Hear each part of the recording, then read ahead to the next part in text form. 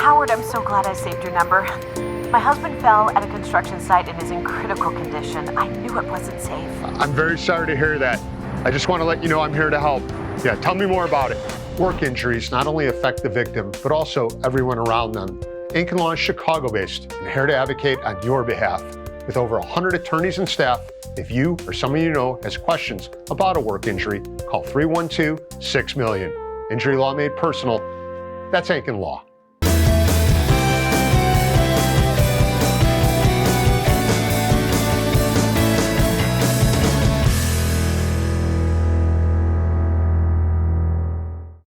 Yeah, I mean, energy's big. I love this game. I love winning. I love my teammates here. I love the city.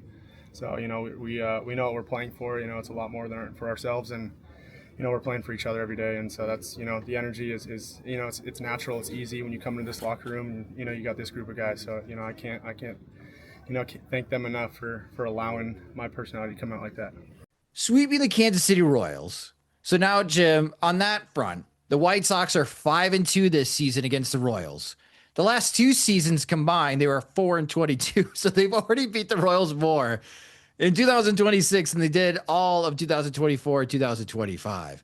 But Jim, the Chicago White Sox on May 14, 2026 are 22-21. What a time to be alive. What are your early thoughts and impressions of what the White Sox have been able to achieve?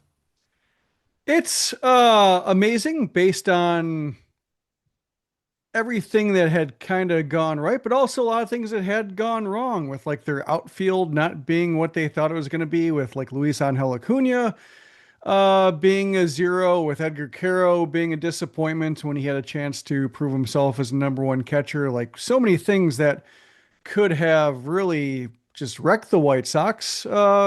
Instead, like Chris Getz and the coaching staff has found a way around it by getting like a Randall Grichuk off the scrap heap, by severe platooning, emptying the bench, especially for like the bottom half of the order. Like Venable is not afraid to pinch hit three guys in a row, for instance, to cover shortcomings the best that he possibly can. And then you have the bullpen, which is rounding into enough of a shape. Like you've seen that, Sir Anthony Dominguez, Grant Taylor, Brian Hudson seems like a pretty sturdy back end. But then you see like Jordan Hicks come in, and we talked about him being a fairly anonymous member of this bullpen. He delivers a big inning. Tyler Davis in a low leverage or medium leverage situation, but given that the White Sox had blown leads in the first game of the series, like he came in, delivered a scoreless inning. He allowed an inherited runner to score from third, but calmed the game down, prevented a flare-up from happening, and then Sean Newcomb took it from there. So you're having the second wave of outfielders shoring things up. You're having the second wave of relievers come through when the best arms needed a breather. And that's a hell of a way to get to 500 and then over 500 against a team that had given them fits for the last 2 years, but also like a lot of the last decade. And I could see where, the excitement is just rampant right now, everywhere. Social media, in the Sox Machine comments.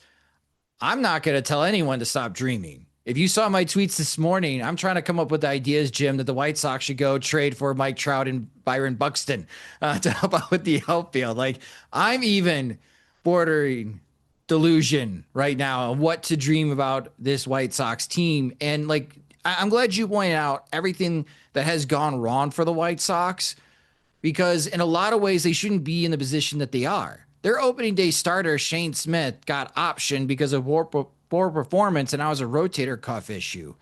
We continue to bring up that, yes, the White Sox starting pitching depth right now is a bit shaky. We don't know if someone gets hurt or has to go on the IL, who is the next starting pitcher to step up. The White Sox still haven't had Kyle Teal appear in a game. Sam Antonacci, Jim, Hannibal and Andrew Vaughn and Gavin Sheets and learn how to play the outfield just to gain some playing time. And in all of this, the White Sox, who started 1-5 this year, were outscored 52-21 in their first 6 games, are 21-16 since the opening week. They have scored 168 runs. They've only allowed 145, So if you do it by per game math, the White Sox offense since the first 6 games of the year is averaging 4.5 runs a game, and they are only allowing slightly below 4 runs per game at 3.97 runs per game. And even like having Dan Zaborski recently on the podcast and running Zips, and Zips is thinking the White Sox are more like a 72-90 win team. There's no way with the roster that they have and the talent on hand, they're going to be able to hold this up. But I pose a question to you, Jim. What if? What if they can hold it up?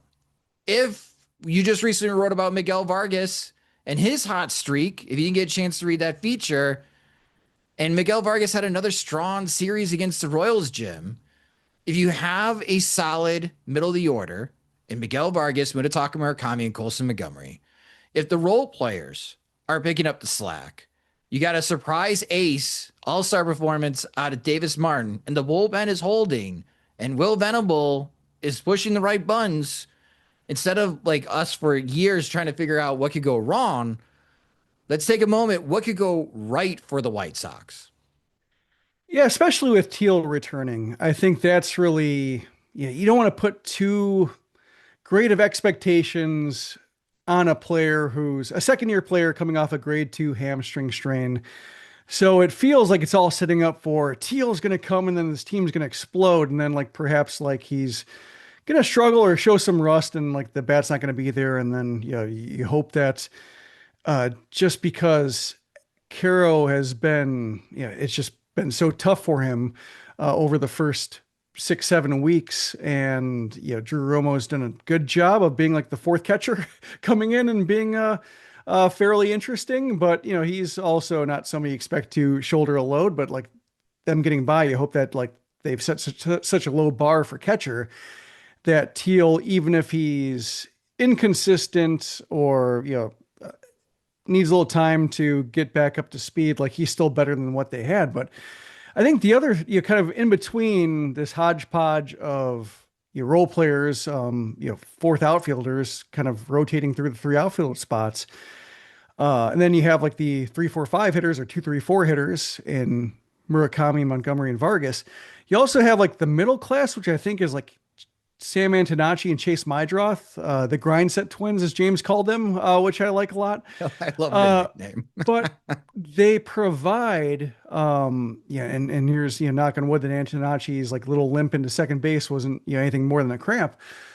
But, they provide the kind of contrast to that middle of the order in terms of putting the ball in play, being lefty, being righty, being able to bat leadoff. In the case of Mydroth, batting fifth when it suits him, and like providing some contact after the swing and miss guys to not set up an easy inning for opposing managers. Like they provide, I think, enough versatility and with their contact, with their defense, provide, at least Mydroth's case, providing plus defense at second base, that it's a dimension they didn't have last year when Mydroth was banged up and when left field was awful and they didn't have, really many on base guys after like the, top 2 or 3 in the order. So like, that's, I think, what gives this lineup a depth that they didn't have, or he couldn't count on at the start of the season, or couldn't count on Antonacci making such a smooth transition to the majors. But yeah, it really seems like the White Sox have found something with this hitting program that they have in terms of like building out, whether it's Ryan Fuller, whether it's Derek Showman, whether it's just a mix of both, like having the information apparatus fully in place and, the bat speed training in place, that they're able to generate depth and generate length in the lineup from players who, based on their backgrounds, if they went to the White Sox, you wouldn't have thought they had a chance.